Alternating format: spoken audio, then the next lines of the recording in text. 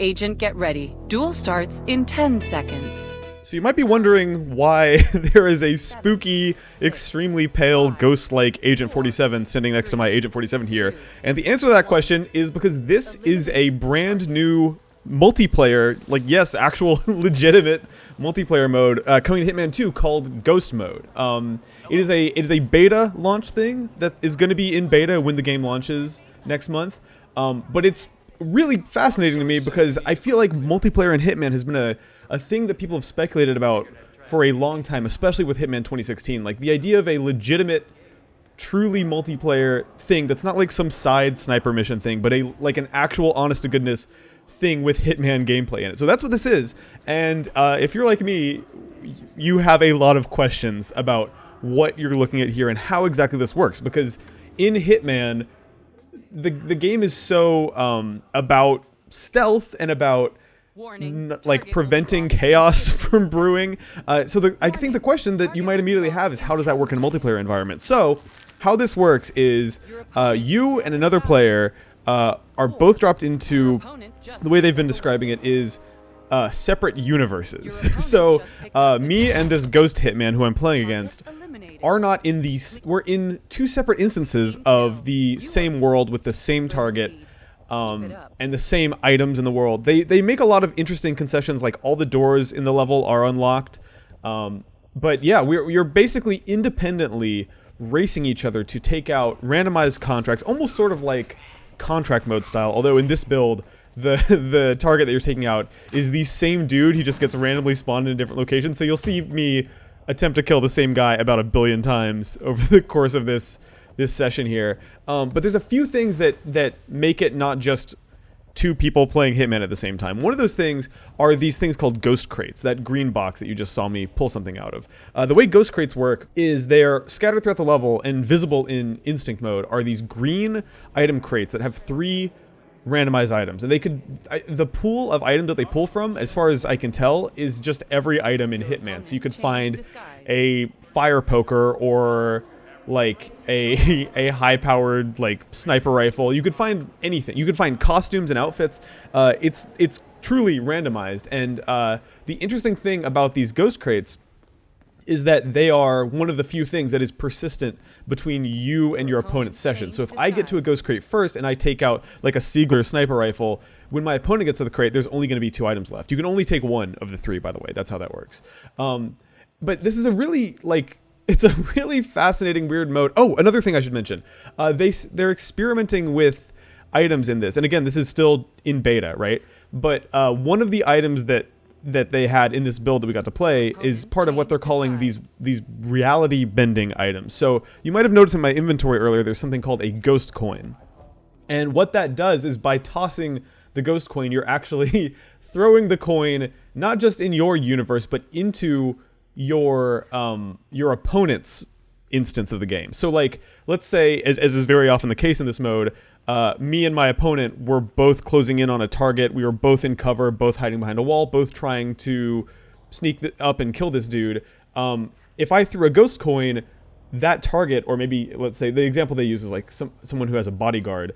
If I threw a ghost coin, that would happen in their universe too. And so let's say like my opponent was hiding behind a crate or around a corner. I could throw a coin behind that corner, draw attention to them, and give myself an opening to take out the target, which is a pretty cool idea, I think. It's very situational, and it also has me wondering what other things they could do with that mechanic, because I feel like the coin is just the tip of the iceberg, right? There's a lot you could do with the ability to mess with your opponent's game, and I'm excited to see what other things they might have brewing. Another thing that's really interesting about this mode is that in order to take out the target, you have to kill them, not get spotted, not have the body get spotted, and basically get away with a silent assassination. And as long as you don't get discovered within 20 seconds after the kill, you're good. It gets locked in and it counts. Another interesting thing about this is that because of the way that works, it means that you end up in these really frantic situations where your opponent, and like this might be a good example here, my opponent is way closer to my target than I am, and I'm frantically trying to get to the target, because if my opponent manages to kill him more quickly than me, I have a 20-second window in which to try to get away with that kill, and it results in these very uncharacteristically tense situations. Like if you've played a lot of Hitman, you know that a major part of the game. I'm just trying to get this dude to leave me alone so I can close it on the target here. A major part of the game is patience, right? Like a major part of it is waiting patiently and striking at the exact right moment. And this mode, in a way that I think is really interesting, kind of runs contrary to that instinct, right? You end up in situations where there's sort of this, this like cat and mouse game, I guess, where you're trying to close in on the target as quickly as possible, in order to beat your opponent, but not so quickly that you screw up or make mistakes. So you're striking this balance. God, I've got like 18 seconds to kill this guy. You're trying to strike this balance of being fast and still being accurate and still, you know, getting away with your kills. So it ends up being skill testing in a way that I'm not used to Hitman being. The only thing that's even remotely similar is God, I don't think I managed to take him out. Yeah, I also got seen, so that was a failure on... Oh, and also he survived, so that was a failure on 3 counts. Yeah, got spot... Anyways, so as soon as that timer counts down, the target gets zapped away, and a new one is spawned in, and you go for that one. The other interesting thing about it is that your game state is persistent throughout the entire session. And what I mean by that is if I, for example, am wearing a scientist disguise and I kill someone and get spotted and I'm in combat and I'm hunted, that hunted status is going to last for the duration of the match, even if I die. So you end up in these situations where it's actually, to do what I did earlier, where I just rolled up on that dude in broad daylight and shot him with a pistol 8 times. Like, that's an extremely risky move, not just because it wound up costing me the kill. It's also a bad move because you could end up losing a really important outfit. I had one match of Ghost Mode where on Miami, I wound up getting spotted in the security outfit right away, which was a bummer because that's an extremely prominent outfit that gets you a lot of access in Miami, and not having that tool in my arsenal made the rest of the match really painful and really hard for me. Oh, there's a Jaeger.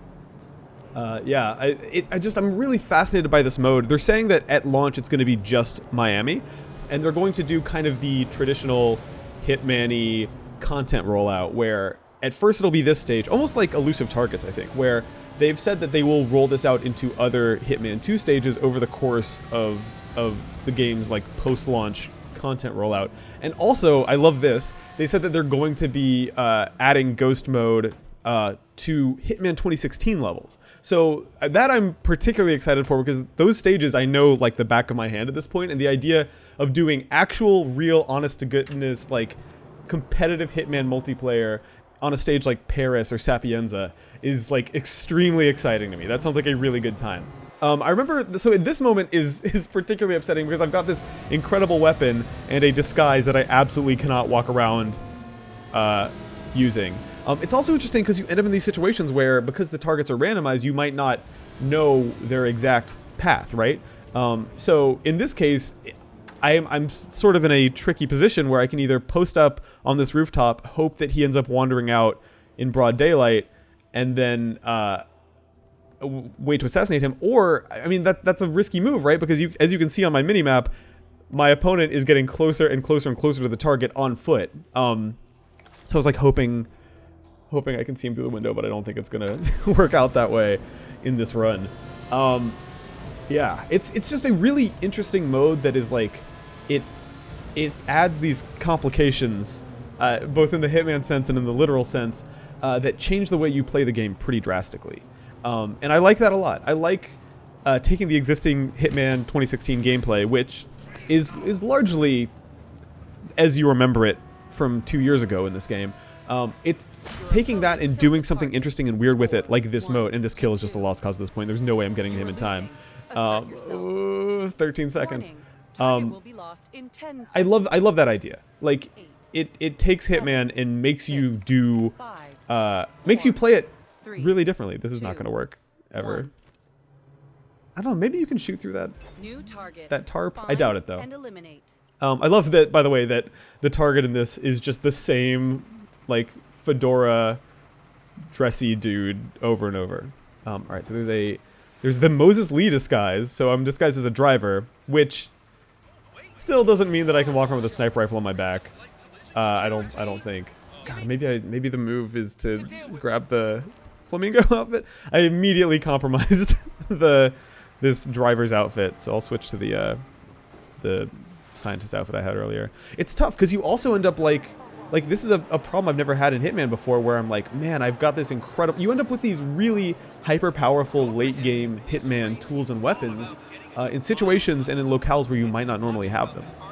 So I'm like, all of a sudden in the middle of a Hitman mission, having a Jaeger, which is something you would normally spawn in with or maybe hide on site in the location and then pick up later. Like, it's just I think what I loved about, like, my favorite thing about Hitman 2016 wound up being stuff like the contracts modes and the escalations, where it's really wringing all the possible fun. Let me just pop.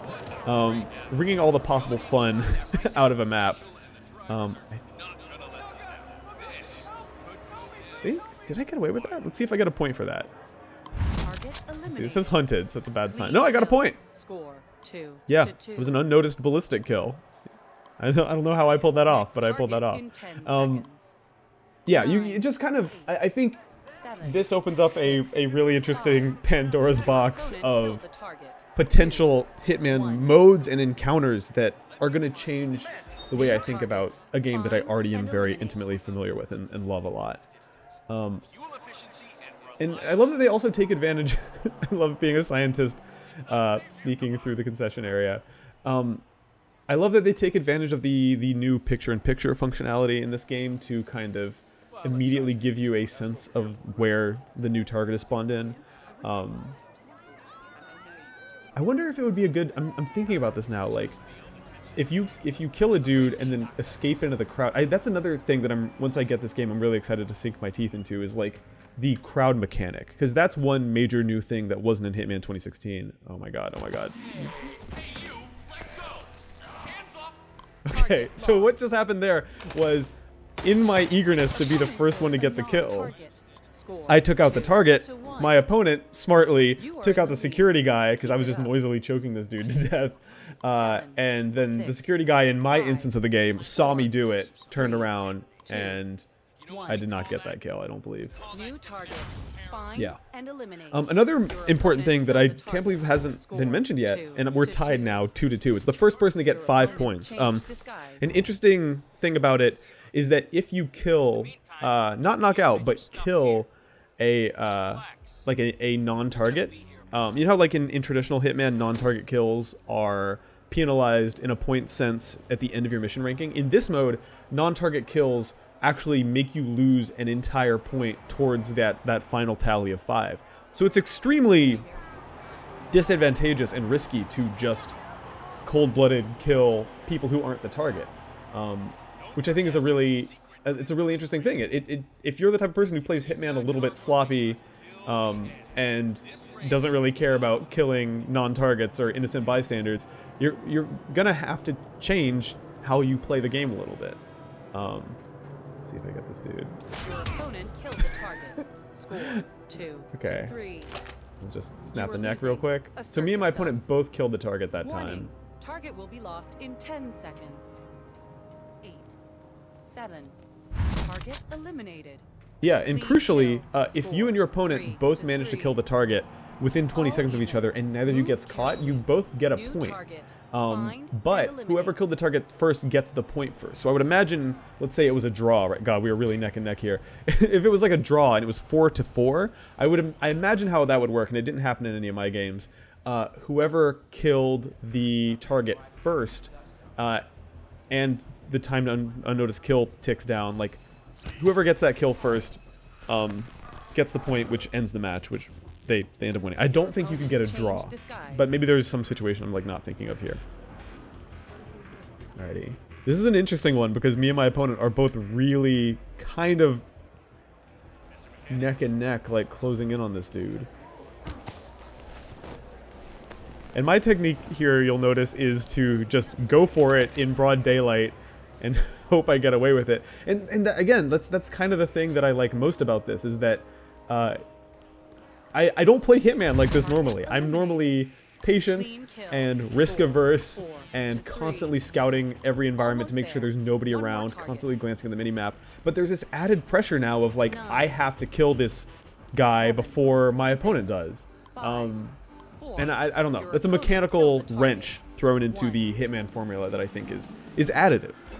Is a meaningful change here. So at this point, it looks like I'm in the lead by 1 point, and my opponent is at 3.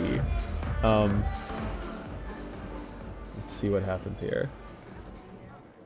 It's really interesting too, because over the course of a match, and they've said that, by the way, at launch, you'll be able to, there will be situations where you could maybe do a game where you play to 3 points, not 5, because this is for a pretty brisk match where we're both going after the target pretty aggressively. This still is like a 20-minute investment for both players, right? So they'll do shorter matches and other things like that.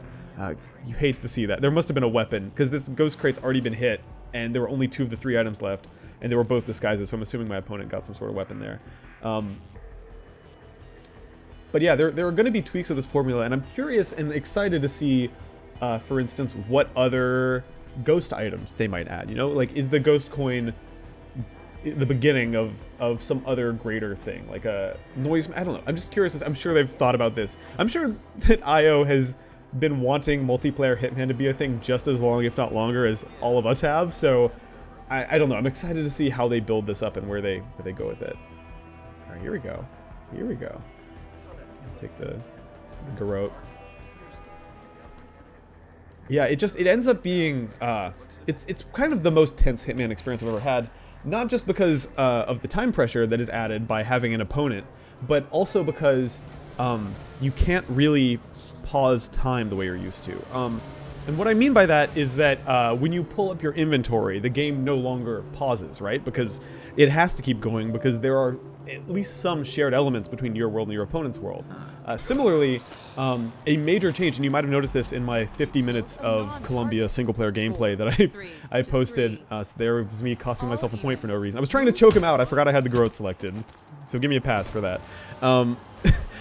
In my other footage of the game earlier this week, a major change that was not true in the E3 build of Hitman 2 that is now true is that Instinct no longer slows down time. In Hitman 2016, anyone who played a good amount of that game knows that going into Instinct by holding down right bumper or R1 would slow the game speed to about 50%, which I often wound up using as a tool, not just to see through walls and do all the actual Instinct stuff, but to just give myself time to think in tense situations. That is gone now, both in multiplayer and single player. So you really have no... this is real-time Hitman for kind of the first time in a while, and that's kind of a nutty feeling. I was kind of hoping that some of the weaponry from the single player would be in here, but it's not. It is all ghost crates and unlocked doors all the way down. So I'm still... I took out the panhandler guy in the tube there, cost myself a point, but then took out the target and managed to get a point back. I am 1 point away from winning the match at this point. It's a surreal, unique, interesting Hitman experience. It's one that I hope other players will enjoy as much as I enjoyed playing it this time. Let me just get this breaching charge. Because it's potentially really cool. And another thing that I should note here is that because I haven't played this game since E3, I'm used to like the version of the Miami map that they demoed at E3 where only half the map was unlocked. Like this whole part of the building and back area, oh, you already took him out, is completely new to me. I'm like very much learning this map on the fly, because I think they showed off the full version of Miami at Gamescom, and I didn't go to Gamescom, so bear with me as I find my way around the Kronstadt building. There's no way I'm gonna reach this dude in 2 seconds, right? Yeah, can't happen. Ooh. New target. Find and I would love to get one of these security guys' suits, because I feel like I could have some more unfettered access, maybe carry a weapon. Oh god. And that's the thing, is like any moment you spend in ghost mode not actively seeking out your target is a liability, because Your opponent Yeah, changed disguise. you have a handler in your ear constantly updating you on everything that your opponent is doing. As long as I don't kill this dude, it's okay, right? I'm compromised, but he's... Oh no, did somebody see? No, alright, I'm good. I'm not in combat. Unconscious witness. He's got a gun. We're chilling. But yeah, like I was saying, every moment that you spend not actively pursuing your target, even if it's to make hunting your target easier, even if you're looking for a disguise or looking for a weapon, there's this latent anxiety of watching your opponent's reticle close in on the target, and it really makes you play. Oh, here we go. Keep security. If I I just love the look of that spooky Spectre 47. All right, I got the kill, he got the kill, but if this wraps up, then yeah. Maybe they were going easy on me, I don't know. But yeah, that was a look at the Ghost Mode duel, is what they're calling it, which kind of begs the question if they would do other versions of Ghost Mode that are more than 2 players down the line. If we could potentially have like a 2-on-2 team-based Ghost Mode or a free-for-all, just stuff like that. If you want more Hitman coverage, I have a 50-minute video of Colombia and a 75-minute video of Miami, both right here on this channel, so there are links here to that if you want to see them. And if you want to see more Hitman coverage, feel free to subscribe. I will definitely be playing a lot of this game as we get closer and closer to release. But yeah, thank you so much for watching, and have a good weekend, I guess.